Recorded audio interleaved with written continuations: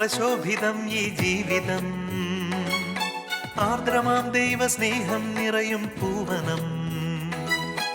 ആതുരപൂർണ പ്രശോഭിതം ഈ ജീവിതം, ആർദ്രമാം ദൈവസ്നേഹം നിറയും പൂവനം. സ്നേഹദീപനാളമായി വിളങ്ങും ധന്യജീവിതം.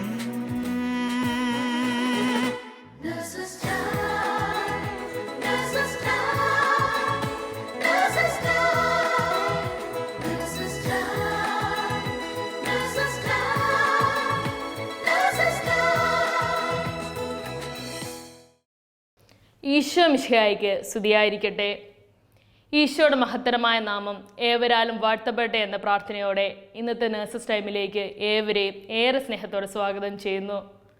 സങ്കീർത്തനങ്ങൾ 71:16 ഇപ്രകാരം പറയുന്നു: ദൈവമായ കർത്താവിൻ്റെ ശക്തമായ പ്രവൃത്തിക്ക് സാക്ഷ്യമായി ഞാൻ വരും എന്ന്. ഇന്ന് ഷാർജ നേഴ്സസ് മിനിസ്ട്രി എന്നുള്ള നേഴ്സുമാർ തങ്ങളുടെ ജീവിതത്തിൽ ദൈവം ചെയ്ത വൻ കാര്യങ്ങളെക്കുറിച്ച് നമ്മളോട് പങ്കുവെക്കുമ്പോൾ കർത്താവിൻ്റെ സ്നേഹം നമ്മിലൂടെ മറ്റുള്ളവരിലേക്ക് പകരപ്പെടാനായി നമുക്ക് പ്രാർത്ഥിക്കാം.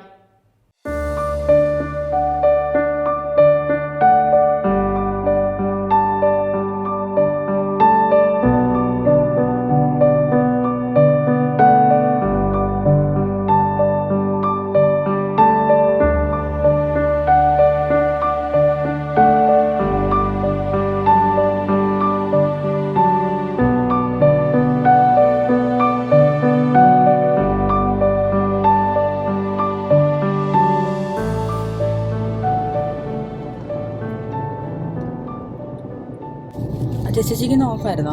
എനിക്കിന്ന് നൈറ്റാ. ഡ്യൂട്ടിക്ക് പോകണം. ഡ്യൂട്ടിക്ക് പോകണം. മേബിളിന് ഓഫായിരുന്നു. എനിക്ക് ഇന്ന് ഓഫ് കിട്ടി. 2 ദിവസം ഡ്യൂട്ടി ആയിരുന്നു. നല്ല തിരക്കായിരുന്നു. ഞങ്ങൾക്കും അതുപോലെ തന്നെയാ, ഭയങ്കര തിരക്കായിരുന്നു. ചേച്ചിയുടെ ഹസ്ബൻഡ് ഇവിടെ തന്നെ ഉണ്ട്. ഹസ്ബൻഡും മോളും ഉണ്ട് ഇവിടെ. മേബിളിന്റെ ഹസ്ബൻഡ്? എന്റെ ഹസ്ബൻഡ് ഷാർജ തന്നെ, പഴയ കമ്പനി തന്നെ. ഓക്കെ. മക്കള് ആരെങ്കിലും ഉണ്ടോ ഇവിടെ? മക്കള് മോള് +2 കഴിഞ്ഞിട്ട് ഇപ്പോൾ അവൾ MBBS ചേർന്നു. മോനൂടെ ഉണ്ട്, അവൻ +1 ഇവിടെ തന്നെ. പിള്ളേരൊക്കെ എത്ര പെട്ടെന്ന് വളർന്നു പോകുന്നല്ലേ. ഞാനും എന്റെ മോനെ നോക്കുമ്പോ അവനങ്ങ് പൊക്കമൊക്കെ വെച്ച് പെട്ടെന്ന് അങ്ങ് വലുതായി. ചേച്ചിയുടെ മോന് നാട്ടില് പഠിക്കുന്നു.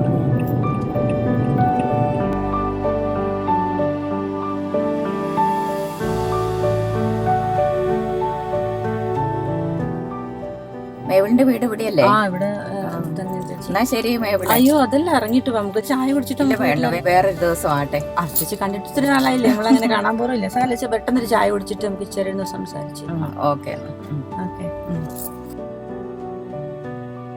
പക്ഷെ നമ്മൾ കൊറോണ വന്നേ പിന്നെ കൂട്ടായ്മയില്ല, തമ്മിൽ കാണാറും ഇല്ല അല്ലേ? ഒത്തിരി നാളായിട്ട് സൂമിൽ തന്നെ പ്രയറും. കുറെ നാളായി ഒത്തിരി നാളായി കണ്ടിട്ട്. നമ്മളിപ്പോ 2 വർഷത്തിലധികമായിട്ട് സൂം പ്രയർ നേരിട്ട് കാണുന്നേ ഇല്ല. ചേച്ചി കുറെ നാളായി അവിടെ ദുബായിലായിട്ട്? ഞാനിപ്പോ 30 വർഷം കഴിഞ്ഞു. എത്ര നാളായില്ലേ? മേബിൾ എത്ര? ഞാൻ 19 വർഷമായി. 19 വർഷം. മേബിൾ ഈ പ്രാർത്ഥനാ ജീവിതത്തിലോട്ട് വന്നത് അത് ചെറുപ്പത്തിലേ തന്നെ ഉള്ളതാണോ അതെയോ ഇപ്പോഴാണോ? ചേച്ചി ചെറുപ്പത്തിൽ, അതായത് നമ്മളെല്ലാം പറയുന്ന പോലെ തന്നെ നമ്മുടെ അമ്മമാരാണല്ലോ നമുക്കൊക്കെ പറഞ്ഞു തന്നെ. അങ്ങനെ അമ്മയാണ് എനിക്ക് ഓർമ്മ വരുന്നത് എൻ്റെ വിശ്വാസ ജീവിതത്തെക്കുറിച്ച് ആലോചിക്കുമ്പോൾ തന്നെ. അമ്മ ഇങ്ങനെ പറഞ്ഞു തരുമായിരുന്നു, കുർബാന എന്നുള്ളത് നമ്മുടെ ഈശോയുടെ ജനനം മുതൽ ഈശോ മരിക്കുന്നത് വരെയുള്ള ആ കാര്യങ്ങളാണ് ആ ഒരു കുറച്ച് സമയം കൊണ്ട് ആ കുർബാനയിൽ നടക്കുന്നതെന്ന്. അപ്പോൾ അത് ഒക്കെ അന്ന് അപ്പം അമ്മ ഇങ്ങനെ പറയും, ഓരോ കുർബാനയിലും ഈശോ ജനിച്ച് ഈശോയുടെ കുരിശുമരണം, അത് ഈശോ പെടഞ്ഞ് മരിക്കുന്നുണ്ട് ആ കുർബാനയിൽ നിന്ന്. അപ്പം അമ്മ ചോദിക്കും, നമ്മൾ വീട്ടിലെങ്ങനെ ഇരിക്കും ഈശോ അവിടെ മരിക്കുമ്പോൾ എന്ന്. അപ്പം അതാണ് ആ ഉള്ളിൽ, നമ്മുടെ ഉള്ളിൽ നമുക്ക് കുർബാന കൂടണം, കുർബാനയ്ക്ക് എല്ലാ ദിവസവും പോകണം എന്നുള്ള ഒരു ഇത് വന്നിരുന്നേ. ഇതൊക്കെ നമുക്ക് നമ്മുടെ പിള്ളേർക്കും എല്ലാം പറഞ്ഞു കൊടുക്കാൻ ഒത്തിരി നല്ലൊരു കാര്യമാണ്. ഈശോയുടെ കുരിശുമരണമൊക്കെയാണ് അവിടെ നടക്കുന്നത്. അപ്പം നമ്മളിങ്ങനെ അത് എത്ര ഭക്തിയോടെയാണ് അത് കൊള്ളണ്ടേ, അതെല്ലാം നമുക്ക് പറഞ്ഞു കൊടുക്കാൻ പറ്റുന്നതാണത്. നേഴ്സിംഗ് പഠനകാലത്തൊക്കെ എങ്ങനെയായിരുന്നു? അന്നേരം ഇങ്ങനെ തന്നെയായിരുന്നോ? ബോണ്ട് ചെയ്തുകൊണ്ടിരുന്ന സമയത്താണ് നമ്മൾ ഒരു ദിവസം ഇങ്ങനെ ഡ്യൂട്ടി കഴിഞ്ഞിട്ട് നമുക്ക് 1 to 4 ഫ്രീ ടൈമാണ്. പിന്നെ 4 to 7 നമ്മുടെ ഡ്യൂട്ടി വരുന്നത്. അപ്പം നമ്മളിങ്ങനെ കടന്നു പോകുന്ന വഴിക്ക് ഒരു ജീസസ് യൂത്തിലെ ഒരു ചേട്ടൻ ഇങ്ങനെ അവിടെ ഞങ്ങളെ കാണാനായിട്ട്, അതായത് നഴ്സിംഗ് പിള്ളേരെ കാണാനായിട്ട്, നഴ്സസിനെ കാണാനായിട്ട് വന്നതാണ്. അപ്പോൾ ഇങ്ങനെ കറക്റ്റ് തന്നെ മുമ്പിൽ ചെന്ന് ഞാൻ പെട്ടു. അപ്പം അന്ന് എനിക്ക് അങ്ങനെ പറയാൻ തോന്നി, പെട്ടു എന്ന് തന്നെ. അങ്ങനെ പെട്ടു. അപ്പോൾ വന്നത് ഒരു ജീസസ് യൂത്തിൻ്റെ ഒരു യൂത്തിനായിട്ടുള്ള ഒരു റിട്രീറ്റ് ഉണ്ടായിരുന്നു. അതിനായിട്ട് നഴ്സസിനെ വിളിക്കാൻ വേണ്ടിയാണ് വന്നത്. അപ്പം നമുക്ക് അതിനൊന്നും അത്ര അങ്ങ് അത് ഇൻട്രസ്റ്റ് ഒന്നും ഉണ്ടായിരുന്നില്ല. അപ്പം അന്ന് സംസാരിച്ചു, പോയി, വീണ്ടും വന്നു, വീണ്ടും നമ്മളെ തന്നെ നോക്കി നിന്ന് നമ്മളെ തന്നെ കണ്ടു, സംസാരിച്ചു. അങ്ങനെ കുറേ ദിവസമായപ്പോൾ ഇതൊരു ശല്യം പോലെ ആയി എനിക്കന്ന്. അങ്ങനെ ആ ശല്യം സഹിക്കാൻ വയ്യാണ്ട് ഞാൻ ചെല്ലാന്ന് ധ്യാനത്തിന് പോകാൻ ഏറ്റു. അങ്ങനെ ധ്യാനത്തിന് അതൊരു 3 days റിട്രീറ്റ് ആയിരുന്നു. 2 ദിവസം പോയി, 3-ാം ദിവസം പകല് നൈറ്റ്, പിന്നെ എനിക്ക് നൈറ്റ് ഡ്യൂട്ടി ആയിരുന്നു. അപ്പം 3-ാം ദിവസത്തെ നൈറ്റ് ഡ്യൂട്ടിക്ക് ഞാൻ പോന്നു. അപ്പോൾ ഈ നമ്മുടെ അഭിഷേക പ്രാർത്ഥനയൊന്നും എനിക്ക് കൂടാനായിട്ട് പറ്റിയില്ല. ഭയങ്കര സങ്കടമായിരുന്നു എനിക്ക്.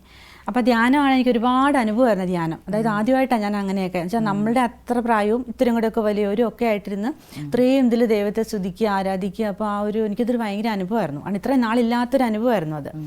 അപ്പോൾ ആ ധ്യാനം കഴിഞ്ഞ് ഞാൻ നൈറ്റ് ഡ്യൂട്ടിക്ക് വന്ന് വളരെ സങ്കടത്തോടെ അവസാന ഭാഗം കൂടാൻ പറ്റിയില്ല. പക്ഷേ ആ നൈറ്റ് ഡ്യൂട്ടിയിലാണ് എനിക്ക് അഭിഷേകം കിട്ടിയത്. എനിക്ക് എന്തെന്നില്ലാത്ത സന്തോഷവും ഞാൻ കംപ്ലീറ്റ് ട്രാൻസ്ഫോർമേഷൻ എന്ന് പറയും. അത് അത്രയും നാളും ഉണ്ടായിരുന്ന ഞാനേ അല്ല അന്ന്.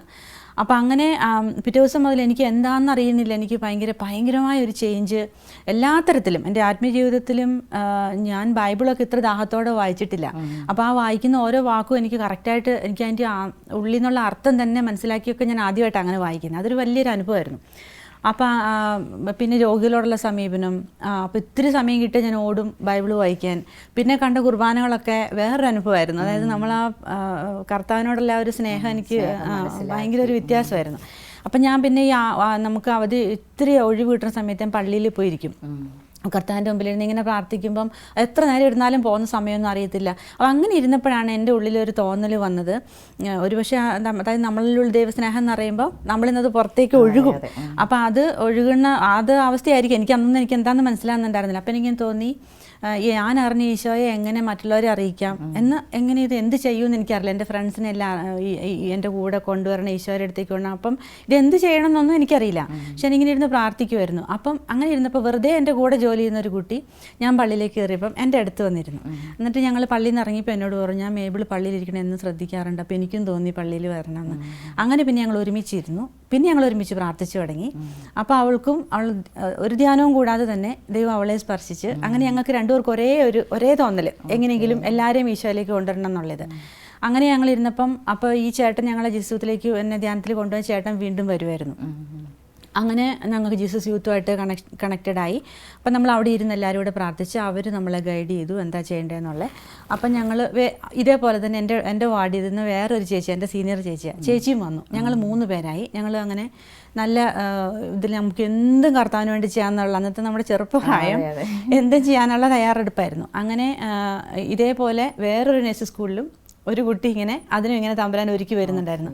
അങ്ങനെ ജീസസ് യൂത്ത് വഴി ഞങ്ങൾ എല്ലാവരും 4 പേര് കണക്റ്റഡായി. അങ്ങനെ ആ 4 പേരാണ് പിന്നെ നമ്മൾക്കുള്ളിലൊരു ജീസസ് യൂത്തിൽ നിന്നുള്ള ആ ഗൈഡൻസിൽ നമുക്ക് നേഴ്സസ് മീറ്റ് നടത്തണമെന്ന്.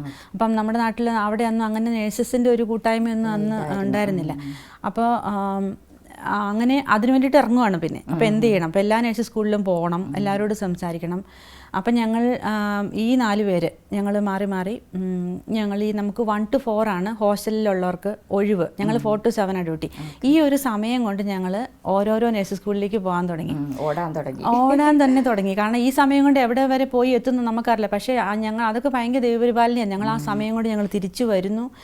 പിന്നെ ഞങ്ങൾ നൈറ്റ് ഡ്യൂട്ടി തന്നെ എടുത്തു തുടങ്ങി. അപ്പോൾ നമ്മൾ നൈറ്റിലാകുമ്പോഴത്തേക്ക് തിരിച്ചു വരും. പകൽ ഉറക്കമൊന്നും ഇല്ലാണ്ട് തന്നെ ഞങ്ങൾ എല്ലാ സ്കൂളിലും ഒരു ഇതെല്ലായിടത്തും തന്നെ കവർ ചെയ്തു. മേബിൾ ഇപ്പോൾ ഇങ്ങനെ പറഞ്ഞപ്പോൾ ഞാൻ ഓർക്കുമായിരുന്നു, എൻ്റെ പിതാവിനാൽ ആകർഷിക്കപ്പെടാതെ ഒരുവനും എൻ്റെ അടുക്കൽ വരുവാൻ സാധ്യമല്ല എന്നുള്ള വചനം. ചേച്ചി ദുബായ് നഴ്സസ് മിനിസ്ട്രിയിൽ തുടങ്ങിയ സമയത്ത് തുടങ്ങിയുള്ളതല്ലേ?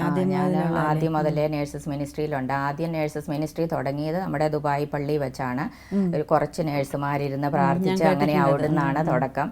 അത് കഴിഞ്ഞ് നമുക്ക് ഷാർജയിൽ തുടങ്ങാൻ വേണ്ടിയിട്ട് അന്ന് ഞങ്ങളിങ്ങനെ ഓരോ വീടുകളിലായിരുന്നു, ചെറിയൊരു കൂട്ടായ്മയായിട്ട് വീടുകളിൽ ഇങ്ങനെ മധ്യസ്ഥ പ്രാർത്ഥനയും അങ്ങനെയൊക്കെ ആയിരുന്നു കുറേ കാലം. അത് കഴിഞ്ഞ് നമുക്ക് പള്ളിയിൽ ഇങ്ങനെ പെർമിഷൻ കിട്ടിക്കഴിഞ്ഞപ്പം പള്ളിയിലോട്ട് മാറി. അപ്പം എല്ലാ ശനിയാഴ്ചയും നമ്മൾ പ്രാർത്ഥനയും പിന്നെ മധ്യസ്ഥ പ്രാർത്ഥന ദിവസം ബുധനാഴ്ച അങ്ങനെയൊക്കെ കൂട്ടായ്മ, അങ്ങനെയാണ് ഇപ്പോൾ ഇത്രയും വളർന്നു വന്നത്. അപ്പോൾ അതിൻ്റെ ആദ്യകാലം തൊട്ട് ഞാൻ നേഴ്സസ് മിനിസ്ട്രിയിലുണ്ട്.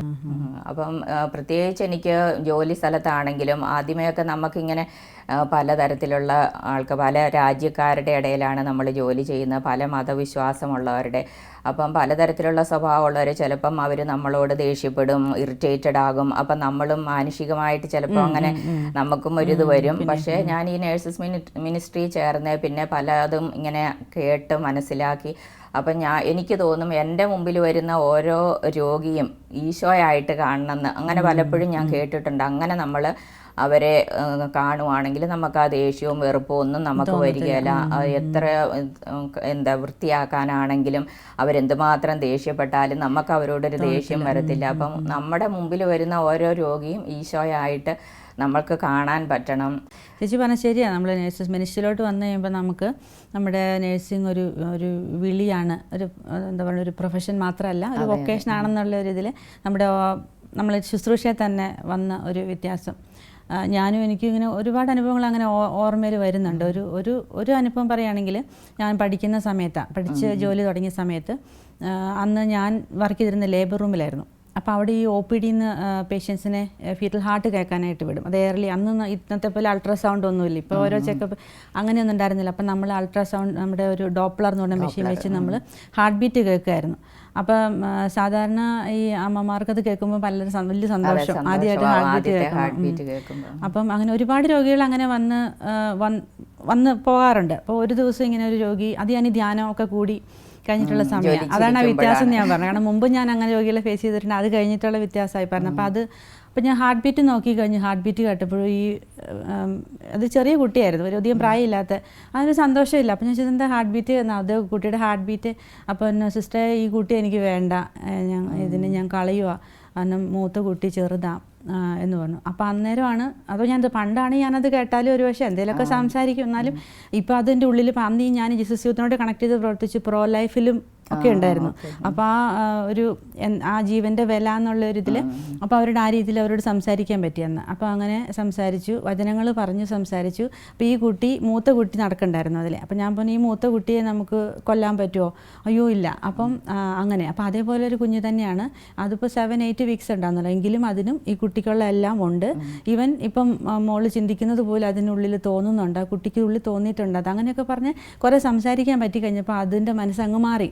അത് ഇല്ല സിസ്റ്റർ, ഞാൻ ഒരിക്കലും ചെയ്യില്ല, അങ്ങനെ പ്രോമിസ് ചെയ്തിട്ടാണ് പോയത്. അതുപോലെ എനിക്ക് എൻ്റെ ഓർമ്മയിൽ വരുന്നത്, ഇപ്പം ഞാൻ എമർജൻസിയിലാണ് വർക്ക് ചെയ്യുന്നത്. അപ്പം ഇങ്ങനെ കൊളാപ്സ് ആയിട്ടുള്ള പേഷ്യൻസിനെയൊക്കെ കൊണ്ടുവരുമ്പോൾ, അതും വളരെ യങ് ആയിട്ടുള്ളത്, എസ്പെഷ്യലി ഇങ്ങനെ ഇന്ത്യൻസ് ഒക്കെ വരുമ്പോൾ, അത് പലതും ഞാൻ കേട്ടിട്ടുണ്ട്. ചിലത് എയർപോർട്ടിൽ നിന്ന് കൊണ്ടുവരും, ഡയറക്റ്റ് നാട്ടിൽ പോകാൻ വേണ്ടിയിട്ട് പോയിട്ട് അവിടെ കൊളാപ്സ് ആയി ഇങ്ങനെ കൊണ്ടുവരും. പിന്നെ ചിലർ നാളെ പോകാനിരുന്നതാണ്, ടിക്കറ്റ് എടുത്ത് നാളെ പോകാനിരുന്നതാണ്, അപ്പം ഇങ്ങനെ കൊളാപ്സായി. അപ്പം ജീവൻ്റെ ഒരു തുടിപ്പൊന്നും ഇല്ലാതെ വരുന്ന അവർ വരുമ്പോൾ അപ്പം ഞാനിങ്ങനെ പെട്ടെന്ന് ഓർക്കുന്നത്, നാട്ടിലുള്ള അവരുടെ ഫാമിലി ഇവർ ചെല്ലുന്നത് നോക്കി, ചിലപ്പോൾ എയർപോർട്ടിലെത്തി കാണും അവർ. അപ്പോൾ ആ എയർപോർട്ടിൽ വെയിറ്റ് ചെയ്തിരിക്കുന്ന ഭാര്യ, മക്കൾ, അവരുടെയൊക്കെ ആ അവസ്ഥ, അതൊക്കെ ഓർത്ത് അപ്പം നമുക്ക് ഉരുകി നമുക്ക് പ്രാർത്ഥിക്കാനായിട്ട് അങ്ങ് തോന്നും, അവർക്ക് വേണ്ടിയിട്ട് എങ്ങനെയെങ്കിലും ജീവൻ കിട്ടണമെന്ന് പ്രാർത്ഥിക്കാൻ. അതുപോലെ ഇങ്ങനെ മരിച്ചെന്ന് കാണുമ്പോൾ നമ്മൾ അന്നേരം ഏത് മതത്തിലുള്ളവരാണെങ്കിലും ഞാനിങ്ങനെ ഓർക്കും, ദൈവമേ ഇവരുടെ ആത്മാവിനെ സ്വർഗത്തിലേക്ക് കൂട്ടിക്കൊണ്ട് പോകണേ, അങ്ങനെയൊക്കെ. അപ്പോൾ അതൊക്കെ നമുക്ക് വിശ്വാസം ഉള്ളത് കൊണ്ടാണ് നമുക്ക് അങ്ങനെയൊക്കെ ചെയ്യാൻ പറ്റുന്നത്.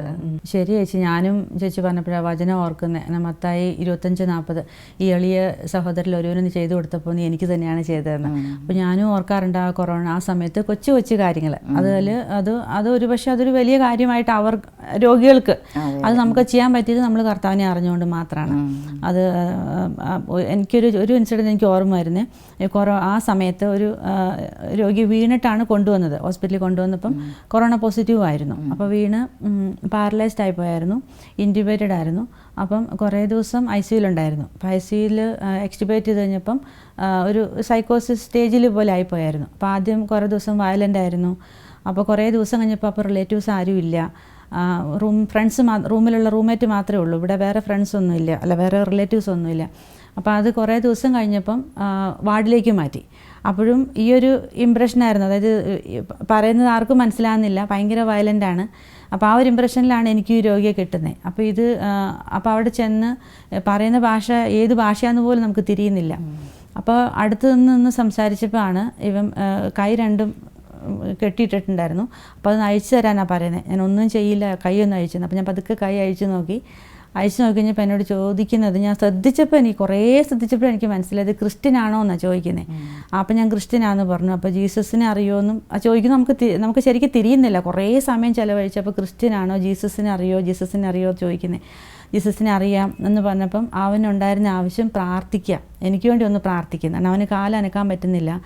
അവനപ്പം ഓർമ്മയൊന്നുമില്ല, എന്താ സംഭവിച്ചത്, വീണതൊന്നും ഓർമ്മയില്ല. പക്ഷെ ഇപ്പം അവന് എഴുന്നേക്കാൻ പറ്റുന്നില്ല, കൈ മാത്രമേ അനക്കാൻ പറ്റുന്നുള്ളൂ. ഭയങ്കരമായിട്ട് വിഷമവും. അപ്പോൾ എനിക്ക് വേണ്ടി ഒന്ന് പ്രാർത്ഥിക്കാനാണ് പറയുന്നത്. അപ്പോൾ ആ സമയത്തൊക്കെ നമുക്ക് ഒന്നിനും സമയമില്ലാത്തൊരു സമയം ഓർക്കുന്നില്ലേ, നമുക്ക് ഒന്നിനും സമയമില്ലെന്ന്. പക്ഷേ അത് അവിടെ നിന്ന് അവൻ്റെ അടുത്ത് കുറേ സമയം ചിലവഴിക്കേണ്ടി വന്നു. പക്ഷേ എൻ്റെ കൈ പിടിച്ച് തലയ്ക്ക് വെച്ചു, പ്രാർത്ഥിക്കുമെന്ന് പറഞ്ഞിട്ട് സിസ്റ്റർ പ്രാർത്ഥിക്കുക. അങ്ങനെ ഞങ്ങൾ രണ്ടുപേരോട് പ്രാർത്ഥിച്ചത് ഭയങ്കര പ്രാർത്ഥനാനുഭവം ഉള്ളൊരു കുട്ടിയായിരുന്നു. അങ്ങനെ കുറേ സമയം പ്രാർത്ഥിച്ച് കഴിഞ്ഞപ്പം ആൾ ഭയങ്കര ശാന്തനായി. അത് കഴിഞ്ഞപ്പം ഞാൻ ചോദിച്ചു, നിനക്ക് ഫോൺ നമ്പർ ഓർമ്മയുണ്ടോ? ഫോണില്ല, ആളുടെ ഫോണില്ല കയ്യിൽ. അപ്പോൾ പറഞ്ഞു എൻ്റെ ഫോൺ. അപ്പോൾ കുട്ടിക്ക് ഓർമ്മയില്ല, വന്നതും ഹോസ്പിറ്റലിൽ വന്നതും സംഭവിച്ചതൊന്നും ഓർമ്മയില്ല, ഫോണില്ല. അപ്പോൾ ഫ്രണ്ടിൻ്റെ ഫോൺ നമ്പർ ഓർമ്മയുണ്ടോ എന്ന് ചോദിച്ചപ്പോൾ ഓർമ്മയുണ്ട്. അങ്ങനെ ഓർമ്മയിൽ നിന്ന് എടുത്ത് പറഞ്ഞു. അങ്ങനെ ഞാൻ എൻ്റെ ഫോണിൽ നിന്ന് വിളിച്ചു കൊടുത്തു. അപ്പോൾ ആ റൂംമേറ്റിനെ വിളിച്ചിട്ട് ഫോൺ കൊണ്ടുവരാൻ പറഞ്ഞു. അങ്ങനെ ഫോൺ കൊണ്ടുവരാൻ പറഞ്ഞു. എന്നിട്ട് വീട്ടിലെ നമ്പർ ഓർമ്മയുണ്ടെന്ന് വെച്ചാൽ നാട്ടിൽ, കാരണം നാട്ടിലുള്ളവർക്കൊന്നും ഒരു വിവരവും ഉണ്ടാവില്ലേ. കുട്ടി കാണാൻ 2-2.5 മാസത്തോളമായിട്ടുണ്ട് ഈ ഹോസ്പിറ്റലിൽ. അങ്ങനെ അവൻ നമ്പർ ഓർത്തെടുത്ത് എൻ്റെ ഫോണിൽ നിന്ന് തന്നെ ഞാൻ ഡയൽ ചെയ്ത് കൊടുത്തു. വീട്ടിൽ സംസാരിച്ചു. ആ ഒരു അവസ്ഥ വീട്ടുകാർക്ക് ഇത്രയും മാസത്തിന് ശേഷം ഈ കുട്ടിക്ക് എന്താ സംഭവിച്ചേക്കണേന്ന് ഇവന് സംസാരിക്കാൻ പറ്റുന്നെങ്കിലും ഉണ്ടല്ലോ, അത് അവർ ഭയങ്കര സന്തോഷമായിരുന്നു വീട്ടുകാർക്കും ഈ കുട്ടിക്കും. ആ കൊറോണ കാലം എന്ന് പറഞ്ഞാൽ അത് ഓർക്കുമ്പോൾ തന്നെ നമുക്കൊരു ഭയാനകമാണ്. നമ്മൾ ആരും പ്രതീക്ഷിക്കാത്ത ഒരു കാര്യമായിരുന്നു അതെല്ലാം. അപ്പോൾ ആദ്യകാലങ്ങളിൽ ഭയങ്കര ബുദ്ധിമുട്ടായിരുന്നു. ഒത്തിരിയും പേഷ്യൻസ് ഇങ്ങനെ വന്നു തുടങ്ങി. അപ്പം എന്ത് ചെയ്യണമെന്ന് അറിയത്തില്ല. പക്ഷേ ഡ്യൂട്ടി ചെയ്യാനായിട്ട് എനിക്കൊരു പേടിയില്ലായിരുന്നു. അപ്പം ഞാനിങ്ങനെ എന്നും ദൈവത്തിൻ്റെ ഈശോയുടെ തിരുരക്തത്തിൻ്റെ ആ സംരക്ഷണത്തിൻ്റെ പ്രാർത്ഥന ചൊല്ലി പോകും. പിന്നെ സാംസ് 91 അതൊക്കെ ചൊല്ലി ഞാനിങ്ങനെ പോകും. പിന്നെ ഞാൻ ഹോസ്പിറ്റലിലോട്ട് കയറുമ്പോഴേ ഞാൻ എൻ്റെ ഉള്ളിൽ പ്രാർത്ഥിക്കുന്നൊരു പ്രാർത്ഥനയുണ്ട്. പരിശുദ്ധാത്മാവിനാൽ പരിപൂരിതയായ പരിശുദ്ധ അമ്മ, എന്നിൽ പരിശുദ്ധാത്മാവ് നിറയാൻ വേണ്ടി അമ്മ പ്രാർത്ഥിക്കണമെന്ന്. അങ്ങനെ നമുക്കൊരു ധൈര്യം ഉണ്ടായിരുന്നു, നമുക്കൊരു പേടി തോന്നിയില്ല. അപ്പം പേഷ്യൻസ് ഇങ്ങനെ വന്നുകൊണ്ടിരിക്കുവാണ്. അപ്പം പാവപ്പെട്ടവനും പണക്കാരനും എല്ലാം ഒരുപോലെ ഇങ്ങനെ ജീവശ്വാസത്തിന് വേണ്ടിയിട്ട് ബുദ്ധിമുട്ടി ഇങ്ങനെ വരുന്നു. അതായിരുന്നല്ലോ നേരത്തെ പ്രശ്നം. അപ്പോൾ അവർക്ക് ശ്വാസം എടുക്കാൻ പറ്റാതെ വരുന്നു. അപ്പം എത്രയോ രോഗികൾ നമ്മുടെ ഇടയിൽ നിന്ന് ഇങ്ങനെ മാറ്റപ്പെട്ടു. അങ്ങനെ ഒത്തിരി അനുഭവങ്ങളുണ്ട്. അതുപോലെ ഞാനിങ്ങനെ ഓർക്കുമ്പം പേഷ്യൻസിനെയൊക്കെ സമർപ്പിച്ച് ഇങ്ങനെ പോകും. നമുക്ക് ചെയ്യാൻ പറ്റുന്നതിനെല്ലാം ഒരു പരിധിയുണ്ടല്ലോ. അപ്പം അവരെല്ലാം ദൈവത്തിന് സമർപ്പിച്ച് അങ്ങ് ഡ്യൂട്ടിക്ക് പോകും. നമുക്ക് ചെയ്യാൻ പറ്റുന്ന പോലെ ചെയ്തു. പിന്നെ ഒരു രോഗിയെ ഞാനിങ്ങനെ ഓർക്കുമായിരുന്നു, ഒരു മലയാളിയാണ്. അപ്പം ഒത്തിരി സിക്കായിരുന്നു, വെന്റിലേറ്ററിലായിരുന്നു, ട്രക്യോസ്റ്റമിയൊക്കെ ചെയ്തു. പിന്നെ ICUയിൽ ഒരു 2 മാസം കിടന്നു. അത് കഴിഞ്ഞ് ഡിസ്ചാർജ് ആയി പോയപ്പം അതിലെ വന്നിങ്ങനെ നന്ദിയൊക്കെ പറഞ്ഞിങ്ങനെ പോയി. അങ്ങനെ ഒത്തിരി പേഷ്യൻസിൻ്റെ അനുഭവങ്ങൾ നമ്മൾ കണ്ടതാണ്. അപ്പം അങ്ങനെ പ്രാർത്ഥനയിൽ നിന്നതുകൊണ്ട് നമുക്കൊരു വരൾച്ച തോന്നി. എന്നാലും നമ്മൾ അങ്ങനെ ധൈര്യമായിട്ട് മുമ്പോട്ട് പോയി. തിരുരക്തത്താൽ നമ്മൾ കഴുകി അങ്ങനെയൊക്കെ നമ്മൾ ജോലി ചെയ്യാൻ പറ്റി. ഞാൻ കൊറോണ സമയത്ത് ആദ്യം വന്നു. ആ സമയത്ത് എനിക്ക് ഭയങ്കര ഭയമായിരുന്നു. അപ്പോൾ ശരിക്കും പറഞ്ഞാൽ ആദ്യം പ്രാർത്ഥിച്ചിട്ടുണ്ട് കൊറോണയുടെ വാർഡിൽ ജോലി കിട്ടല്ലേ എന്ന്. കാരണം എനിക്ക് അത്ര പേടിയായിരുന്നു. കാരണം ആ ഒരു ഭയപ്പാട് ഇങ്ങനെ ഇരുന്ന് കുറച്ച് ദിവസം കഴിഞ്ഞ് കഴിഞ്ഞപ്പം ആണ് എനിക്ക് മൊത്തമായൊരു വരൾച്ച. അതായത് നമുക്ക് പെട്ടെന്ന് കുർബാന നിന്നുപോയി, നമുക്ക് കുമ്പസാരം ഇല്ല, നമ്മുടെ കൂട്ടായ്മകളില്ല, അങ്ങനെ എല്ലാം ഒന്ന് സ്റ്റോപ്പായി. വല്ലാത്തൊരു ഡ്രൈനെസ് ആയിരുന്നു എനിക്ക്. അത് ഞാൻ എന്തോ ഒരു അവസ്ഥയിൽ കൂടെ ഞാൻ കടന്നുപോയത്. കാരണം എനിക്കിത് ഭയങ്കര ഭയം. എനിക്ക് ഡ്യൂട്ടിക്ക് പോകാൻ പോലും ഉള്ളൊരു പേടിയുണ്ടായിരുന്നു. അപ്പം ഞാൻ പറഞ്ഞില്ല, ആ കുറേ ദിവസങ്ങൾ പ്രാർത്ഥിച്ചു എനിക്ക് ആ വാർഡ് ജോലി കിട്ടല്ലേ എന്ന്. പിന്നെയാണ് ഇങ്ങനെ ഇരുന്നപ്പം ഞാനിങ്ങനെ ഇരുന്ന് ചിന്തിച്ചു, എന്തോ ദൈവം ഇങ്ങനെ എനിക്ക് എൻ്റെ ഉള്ളിലൊരു തോന്നൽ വന്നു. ഓക്കെ, കുർബാന നിന്നു, കുമ്പസാരം നിന്നു. അപ്പം എന്താണ് ഞാനും കർത്താവുമായിട്ടുള്ളൊരു ബന്ധം? ഇതൊന്നും ഇല്ലെങ്കിൽ ഞാനിങ്ങനെ വരേണ്ട അവസ്ഥയായിരിക്കും എനിക്ക്. അപ്പോൾ ഇനി ഒരു ഭാവിയിൽ നമുക്ക് കുർബാനയോ അല്ലെങ്കിൽ കുമ്പസാരോ ഒന്നും ഇല്ലാത്തൊരവസ്ഥയിലും എനിക്കും കർത്താവുമായിട്ടൊരു ബന്ധം ഉണ്ടെങ്കിൽ എനിക്കും നിലനിൽക്കാൻ പറ്റുള്ളൂ എന്നുള്ള ആ ഒരു ചിന്ത ഭയങ്കരമായിട്ട് എൻ്റെ ഉള്ളിലോട്ട് വന്നു. അപ്പം ഈശോയെ ഇതൊന്നും ഇല്ലെങ്കിലും എനിക്ക് നിൻ്റെ കൈ പിടിച്ച് നടക്കാനുള്ളൊരു ഈ വരേണ്ട അവസ്ഥ എനിക്ക് പറ്റണില്ല. അങ്ങനെ ഞാൻ ഇരുന്ന് പ്രാർത്ഥിച്ച് അപ്പോൾ എനിക്കൊരു ശക്തി എൻ്റെ ഉള്ളിൽ നിന്ന് വന്നു. അപ്പോഴാണ് എൻ്റെ ഉള്ളിൽ തോന്നിയത്, നമ്മൾ നേഴ്സസ് വിളിക്കപ്പെട്ടിരിക്കുന്നത് ഏതെല്ലാം അവസ്ഥയിൽ നമ്മൾ ആണെങ്കിലും, നമ്മുടെ ചുറ്റുപാടുള്ള അവസ്ഥകൾ എന്താണെങ്കിലും നമ്മൾ വിളിക്കപ്പെട്ടിരിക്കുന്നത് ശുശ്രൂഷിക്കാനാണ്. ആ അവസ്ഥയിൽ നമ്മൾ ശുശ്രൂഷിച്ചേ പറ്റൂ. ഒരുപക്ഷെ ലോകത്ത് വേറെ ആരും ഉണ്ടാവില്ല ഈ രോഗികളുടെ അടുത്ത് ഇതുപോലെ ഇത്ര അടുത്ത് നിൽക്കാൻ. പേടിയാണെങ്കിൽ പോലും പലരും പേടിച്ചായിരിക്കും പോകുന്നത്, എങ്കിലും ഈ രോഗിയുടെ അടുത്ത് നമ്മൾ മാത്രമേ പോകുന്നുള്ളൂ. അപ്പോൾ ആ അവസ്ഥയിൽ നിന്നപ്പോഴാണ് എനിക്ക് അതിൻ്റെ ഒരു മഹത്വം, പെട്ടെന്ന് എൻ്റെ ഉള്ളിൽ അതൊരു മഹത്വമായിട്ട് എനിക്ക് തോന്നി. എനിക്ക് ചെയ്യാൻ പറ്റിയൊരു വലിയൊരു കാര്യം പോലെ. അപ്പോൾ എൻ്റെ പേടി മാറി. പിന്നെ ഞാൻ ഇതുപോലെ പ്രാർത്ഥിച്ച് ഈശോയോട് സംരക്ഷണം ചോദിച്ച് പ്രാർത്ഥിച്ചിട്ട് പോകും. അപ്പോൾ ഞാൻ അവിടെ പോയിട്ട് എൻ്റെ വാർഡിൽ പറഞ്ഞു, ഞാൻ ആ വാർഡിലേക്ക് പൊക്കോളാമെന്ന്. അങ്ങനെ ഞാൻ പെർമനൻ്റായിട്ട് കൊറോണ വാർഡിലേക്ക് തന്നെ പോയി. അങ്ങനെ ഒരു 1.5 മാസത്തോളം അവിടെ ഉണ്ടായിരുന്നു. അത് കഴിഞ്ഞിട്ട് ആ ജോലിക്ക് പോയി കഴിഞ്ഞപ്പോൾ ആ ഒരു ഡിഫറൻസ് ഉണ്ട്. അതായത് കർത്താവിൻ്റെ കൂടെ, അതായത് കർത്താവിൻ്റെ ശുശ്രൂഷയ്ക്ക് വേണ്ടിയിട്ട് ഞാൻ ഇറങ്ങുന്നു ഈ രോഗികളുടെ ഇടയിലോട്ട്. അപ്പോൾ അതാണ് ശരിക്കും നമ്മൾ ഇതിലൊക്കെ കർത്താവിനെ കണ്ട്. കാരണം ആരും ഇല്ല, അവരുടെ അടുത്ത് അവരുടെ ബന്ധുക്കളില്ല, ആരുമില്ല, സുഹൃത്തുക്കളില്ല, നമ്മളേ ഉള്ളൂ എന്തിനും ഏതിനും. അപ്പം പല ബുദ്ധിമുട്ടുകളുണ്ടായിരുന്നു. പലരും പല അവസ്ഥയിലായിരുന്നു അവിടെ കിടന്നിരുന്നത്. ചിലർ ഇറിറ്റേറ്റഡ് ആയിട്ടുള്ള അവസ്ഥയിലായിരിക്കും. എങ്കിൽ പോലും അതിൽ നിൽക്കാൻ പറ്റിയത് കർത്താവ് തന്നൊരു ശക്തി ആ സമയത്ത്. മേബിളിപ്പോൾ ഇങ്ങനെ ഈ ആത്മീയമായിട്ട് ഡ്രൈനസിൻ്റെ കാര്യം പറഞ്ഞപ്പോൾ ഞാനിങ്ങനെ ഹബക്കൂക്ക് പ്രവാചകൻ്റെ വാചകം ഞാനിങ്ങനെ ഓർക്കുമായിരുന്നു. നമ്മുടെ ജീവിതത്തിൽ എന്തെല്ലാം കുറവുകളും നഷ്ടങ്ങളും ഉണ്ടായാലും നമ്മൾ നമ്മുടെ കർത്താവായ യേശുവിൽ ആനന്ദിക്കുക എന്നുള്ളത് ഞാനും ഇങ്ങനെ ഓർക്കും. കുഞ്ഞുങ്ങൾ അപ്പം ഇപ്പോഴത്തെ ഒരു ഇതിലിങ്ങനെ സോഷ്യൽ മീഡിയയുടെ ഒരു അതിപ്രസരം തന്നെയുണ്ടല്ലോ, കുഞ്ഞുങ്ങൾക്ക് വഴിതെറ്റി പോകാനുള്ള എല്ലാ വഴികളും ഉണ്ട്. കൊച്ചുങ്ങൾ ചെറുതായിരിക്കുമ്പോൾ ഞാനിങ്ങനെ പറഞ്ഞു കൊടുക്കുമായിരുന്നു, മക്കളെ അതായത് ഇതിലൂടെ തന്നെ നിങ്ങൾക്ക് സ്വർഗത്തിലേക്കും പോകാം, ഇതുവഴി തന്നെ നമുക്ക് നരകത്തിലേക്കും പോകാം. അപ്പോൾ എന്ത് വേണമെന്നുള്ളത് നിങ്ങൾ, കാരണം മമ്മിയില്ല പപ്പയില്ല, ആരും കാണുന്നില്ല. പക്ഷേ ആരും കാണുന്നില്ല എന്ന് ഓർക്കുമ്പം നമ്മൾ എന്തും കാണാം എന്നല്ല, കാണുന്ന ഒരാൾ മുകളിലുണ്ടെന്നുള്ളത്. പിള്ളേരുടെ ചെറുപ്പത്തിൽ എന്ന് പറഞ്ഞാൽ നമ്മൾ അവരെ ഇങ്ങനെ പള്ളിയിൽ കൊണ്ടുപോകുമ്പം അവരിങ്ങനെ ഒരു ഡിസ്റ്റർബൻസ് ആവുമോ, ഇങ്ങനെ ഓടി നടക്കുമോ, അങ്ങനെയൊക്കെ ഓർത്ത് ആദ്യമേയൊക്കെ കൊണ്ടുപോകുകയല്ലായിരുന്നു പള്ളിയിൽ. അത് കഴിഞ്ഞപ്പം പിന്നെ ഞാൻ ഓർത്ത് ഇവരെ പള്ളിയിൽ കൊണ്ടുപോകാതിരുന്ന് കഴിഞ്ഞാൽ ഇവരിതൊന്നും അറിയത്തില്ലല്ലോ, ഇവർക്കിതൊന്നും മനസ്സിലാകുകയല്ലോ, പിന്നെ അവർ മടി പിടിച്ചിരിക്കും. അപ്പോൾ അങ്ങനെ കുറച്ച് ശല്യമൊക്കെ ചെയ്താലും കുഴപ്പമില്ല എന്ന് ഓർത്ത് ഞാൻ അവരെ പള്ളിയിലൊക്കെ കൊണ്ടുപോകുമായിരുന്നു. പിന്നെ ഇവിടെ നമുക്ക് പള്ളിയിൽ കാറ്റഗിസവും പ്രയറും ഒത്തിരി പ്രയറൊക്കെ ഉണ്ടല്ലോ, ഈ ക്രിസ്ത്യൻ അതിൻ്റെയൊക്കെ പ്രയറുണ്ട്. അപ്പോൾ അതിനെല്ലാം കൊണ്ടുപോകും. അപ്പം കാറ്റഗിസത്തിനാണെങ്കിലും ഇപ്പോൾ അവർ വലിയ ക്ലാസ്സിലായപ്പോഴാണെങ്കിലും ട്യൂഷനുണ്ട്, പിന്നെ എക്സാമൊക്കെ വരുമ്പോഴാണെങ്കിലും പഠിക്കാനുണ്ട്. അങ്ങനെയൊക്കെ പറഞ്ഞ് ഞാൻ ഒരിക്കലും കാറ്റഗിസം ഒന്നും മുടക്കിയിട്ടില്ല. അതുപോലെ ക്രിസ്ത്യനിലാണെങ്കിലും എല്ലാ ആഴ്ചയിലും കൊണ്ടുപോകും. അങ്ങനെ പള്ളിയിലൊക്കെ മുടങ്ങാതെയൊക്കെ കൊണ്ടുപോകും. അങ്ങനെ അവർ അങ്ങനത്തെ ഒരു ജീവിതത്തിലാണ് ഇങ്ങനെ ഇവിടെ വളർന്നു വന്നത്. നമുക്ക് അതിനുള്ള ഒരു സാഹചര്യം ദൈവം അനുഗ്രഹിച്ച് നമ്മുടെ പള്ളിയിലുണ്ട്. ചേച്ചി, നമുക്ക് ഒരു മിനിറ്റ് ഒന്ന് കുഞ്ഞു മക്കൾക്ക് വേണ്ടി ഒന്ന് പ്രാർത്ഥിച്ചിട്ട് പിരിയാം. ഓക്കെ. കാരുണ്യവാനായ ഈശോയെ, പാപികളായ ഞങ്ങളെ കർത്താവെ വലിയ കാരുണ്യത്തോടെ അങ്ങയോട് ചേർത്ത് നിർത്തുന്നതിനെ ഓർത്തുകൊണ്ട് നന്ദി പറയുന്നു. ഈശോയെ, ഈ സമയം വളർന്നു വരുന്ന കുഞ്ഞുങ്ങളെ, ലോകം മുഴുവനുമുള്ള എല്ലാ കുഞ്ഞുമക്കളെയും അങ്ങയുടെ തിരുഹൃദയത്തിലേക്ക് ചേർത്ത് വയ്ക്കുന്നു. കർത്താവെ, അവൾ വളർന്നു വരുന്ന സാഹചര്യത്തിൽ തിന്മയിലേക്ക് പോകാവുന്ന എല്ലാ സാഹചര്യങ്ങളിലും കൂടി അവൾ വളർന്നു വരുമ്പോൾ ഈശോയെ, സോഷ്യൽ മീഡിയയും അതുപോലെ അവരുടെ ചുറ്റുമുള്ള എല്ലാത്തരം സൗകര്യങ്ങളും അവർക്കത് നിത്യശിക്ഷയ്ക്കുള്ള കാരണമാകാതെ, ആത്മാവിൻ്റെ നാശത്തിനുള്ള കാരണമാകാതെ അവർക്ക് നിത്യരക്ഷയ്ക്കുള്ള വഴികളാക്കി അവർക്ക് മാറ്റാനുള്ള കൃപ അവർക്ക് കൊടുക്കണമെന്ന് പ്രാർത്ഥിക്കുന്നു. അവരെ നല്ല രീതിയിൽ വളർത്തുവാനും നല്ല കാര്യങ്ങൾ പറഞ്ഞു കൊടുത്ത് വളർത്തുവാനും മാതാപിതാക്കൾക്കും ശക്തി കൊടുക്കണമെന്ന് പ്രാർത്ഥിക്കുന്നു. പരിശുദ്ധ അമ്മേ മാതാവേ, സകല കുഞ്ഞുമക്കളെയും അങ്ങയുടെ വിമല ഹൃദയത്തിലേക്ക് ഞങ്ങൾ പ്രതിഷ്ഠിക്കുന്നു. അങ്ങയുടെ നീല കാപ്പിയിൽ പൊതിഞ്ഞ് തിന്മ കാണാതെ തിന്മ കേൾക്കാതെ ആ കുഞ്ഞുങ്ങളെ കാത്തുകൊള്ളണമെന്ന് പ്രാർത്ഥിക്കുന്നു. സകല വിശുദ്ധരെ, മലാഹമാരെ, എല്ലാ കുഞ്ഞുമക്കൾക്കും വേണ്ടി മാധ്യസ്ഥ യാചിക്കണമെന്ന് പ്രാർത്ഥിക്കുന്നു. നന്മ നിറഞ്ഞ മറിയമേ സുസ്തി, കർത്താവ് അങ്ങയുടെ കൂടെ സ്ത്രീകളിൽ അങ്ങ് അനുഗ്രഹിക്കപ്പെട്ടവളാകുന്നു. അങ്ങയുടെ ഉദരത്തിൻ ഫലമായി ഈശോ അനുഗ്രഹിക്കപ്പെട്ടവനാകുന്നു. പരിശുദ്ധ മറിയമേ, തമ്പുരാൻ്റെ അമ്മേ, പാപികളായ ഞങ്ങൾക്ക് വേണ്ടി ഇപ്പോഴും ഞങ്ങളുടെ മരണസമയത്തും തമ്പുരാനോട് അപേക്ഷിച്ചുകൊള്ളണമേ. ആമേൻ. പിതാവിനും പുത്രനും പരിശുദ്ധാത്മാവിനും സ്തുതി. ഈശോ മിശിഹായ്ക്ക് സ്തുതിയായിരിക്കട്ടെ. എപ്പോഴും സ്തുതിയായിരിക്കട്ടെ.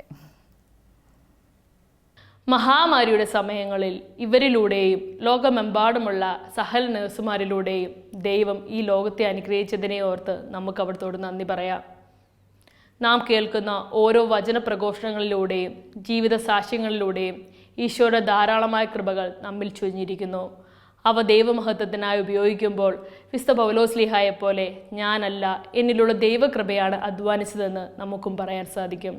ഈ കൃപയ്ക്കായി ലോകമെമ്പാടുമുള്ള എല്ലാ നഴ്സുമാരെയും അവരുടെ കുടുംബങ്ങളെയും പരിശുദ്ധ അമ്മയുടെ വിമല ഹൃദയം വഴി ഈശോയ്ക്ക് സമർപ്പിച്ചുകൊണ്ട് നമുക്ക് പ്രാർത്ഥിക്കാം. ഓരോ നഴ്സും ഒരു വിശുദ്ധനായി തീരട്ടെ, ഒരു വിശുദ്ധയായി തീരട്ടെ. ആമേൻ. ദൈവമാതാവും ഞങ്ങളുടെ അമ്മയുമായ കന്യകാമറിയമേ, ഫാത്തിമാനാഥേ, എൻ്റെ കുടുംബത്തെയും തിരുസഭയെയും മാനവകുലത്തെയും ലോകമെമ്പാടുമുള്ള നേഴ്സുമാരെയും അങ്ങേ വിമല ഹൃദയത്തിന് പ്രതിഷ്ഠിക്കുന്നു. അങ്ങേ ശക്തിയുള്ള സംരക്ഷണത്തിൽ ഞങ്ങളെ കാത്തുകൊള്ളണമേ. ആത്മീയവും ശാരീരികവുമായ സകല അപകടങ്ങളിലും ക്ലേശങ്ങളിലും നിന്ന് ഞങ്ങളെ രക്ഷിച്ചു കൊള്ളണമേ. എല്ലാറ്റിലും ദൈവേഷ്ടം കണ്ടെത്തി നിറവേറ്റുവാനും യേശുവിൻ്റെ തിരുഹൃദയത്തിന് പ്രീതികരമായ വിധത്തിൽ ജീവിച്ച് സ്വർഗഭാഗ്യത്തിൽ എത്തിച്ചേരുവാനും കാരുണ്യനാഥേ, ഞങ്ങളുടെ സ്നേഹമുള്ള അമ്മേ, ഞങ്ങളെ സഹായിക്കണമേ. ആമേൻ.